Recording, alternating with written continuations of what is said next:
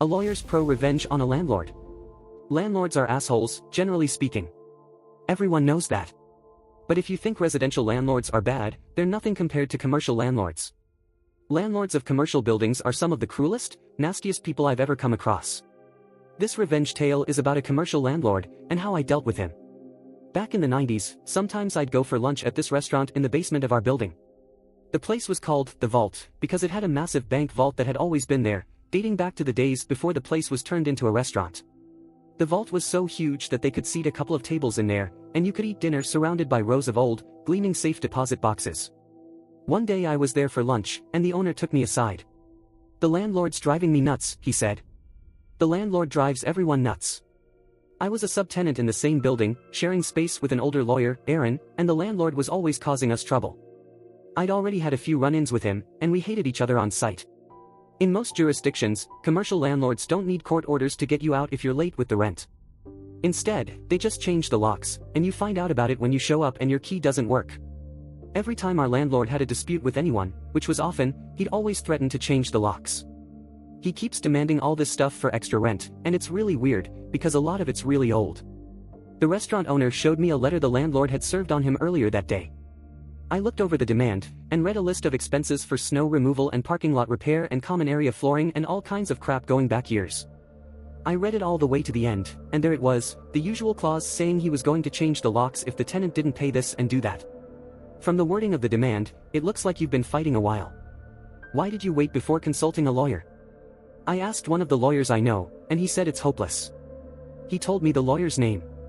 It was a guy I knew with a shitty real estate practice, who'd resorted to taking little legal aid cases to keep the lights on when the market tanked in '89. "You do something to make the landlord hate you?" I asked, because this is a bit over the top, even for our asshole landlord. "He knows I'm moving the restaurant.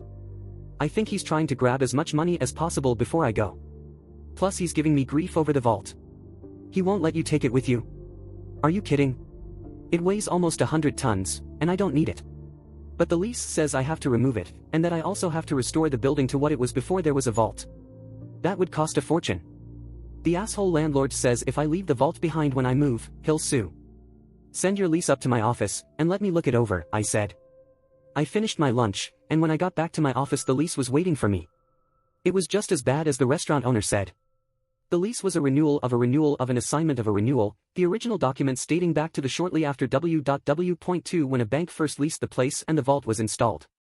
Somehow the landlord had suckered the restaurant into taking over a lease that left him liable to remove a bank vault at the end of term. No big deal, I thought, the restaurant can default, and all the landlord can do is sue a shell company. But when I got to the last page of the lease, there was a guarantee clause.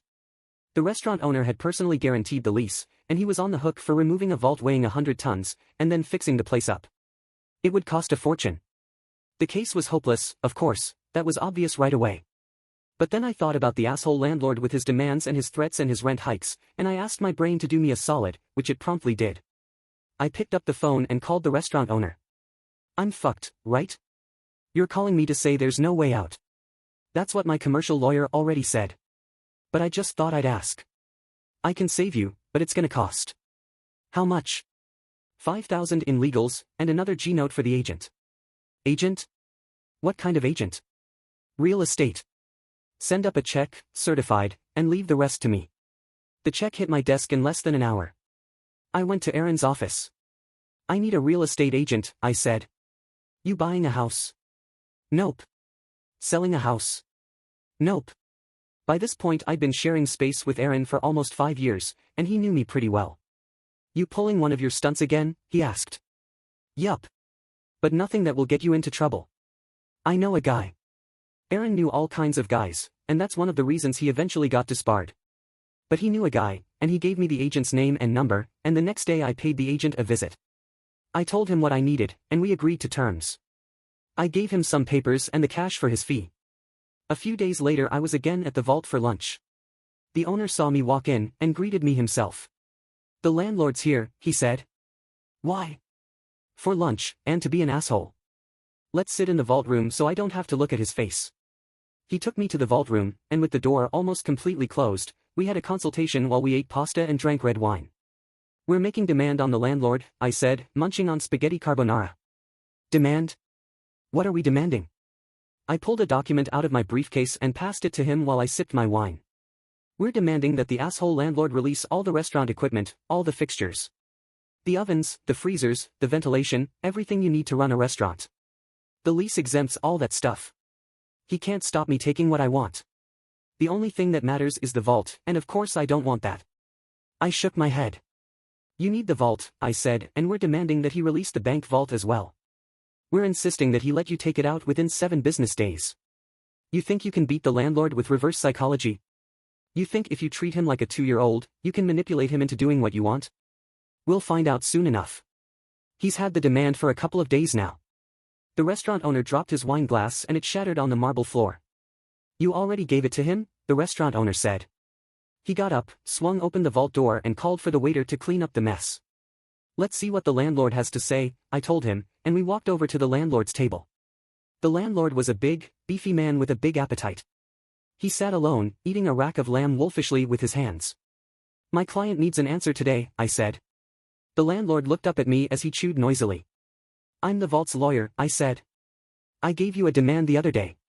My client needs an answer right now. He needs the vault for a new place, and he's got to make arrangements. Your client can forget about the bank vault, he said, wiping his massive greasy hands on an already soiled napkin. But you can't do that, I said. My shock was feigned, but the restaurant owner's jaw dropped for real. The landlord laughed at us. I'm the landlord. I can do what I want. I'm gonna need that in writing, because my client might sue. I said. Sue all you like, the landlord told me, sue till you're blue in the face. He told me that I'd have a formal response by day's end, and then he told me to go away and let him finish his lunch. When the letter arrived from the landlord, claiming ownership over the bank vault, I brought it downstairs and showed it to my client. How the hell did you do that? Trade secret, I said. The following month the restaurant moved out and the place was empty, and that was too bad, because I had always liked eating at the vault. Now the restaurant was in a new location 20 minutes away. They called the new place, the vault, and they'd preserved the vibe of the old place. It was very similar, except they didn't have the bank vault. The bank vault, all 100 tons of it, was where it had always been, in the basement of the building where I rented space. I showed up for work a little after that and Aaron collared me. The landlord's looking for you, he said. Oh yeah? What about? He's really angry. He said his deal fell through. Deal? He was supposed to rent the place downstairs to a new tenant, a bank or a credit union or something like that. They were supposed to come in to sign a lease, but they didn't show up. And what's that got to do with me? I said to Aaron, and I said the same thing again to the landlord when he managed to track me down a couple of days later. I know you were behind this, he said, his jowls quivering, I know it was you. That offer from the agent, it was all bullshit. Just a trick to make me keep the vault, so that your client could sneak out of the place and leave that fucking bank vault behind. I'm gonna sue. If you're looking for counsel, I think I'm going to have to declare a conflict. I'm gonna sue the restaurant, and that agent, and I'm gonna sue you. He stormed off. But the landlord didn't sue. Of course he didn't. He didn't have a contract to sue on, only a vague letter of intent that I'd drafted, enough to hook a greedy landlord who was used to having his way. The offer he'd received was non-binding, incapable of acceptance without the signing of a formal lease, which of course never got signed. When I left Aaron's place a year later, the downstairs was still unoccupied, with a sad "For Rent" sign sitting in the window, starting to look faded.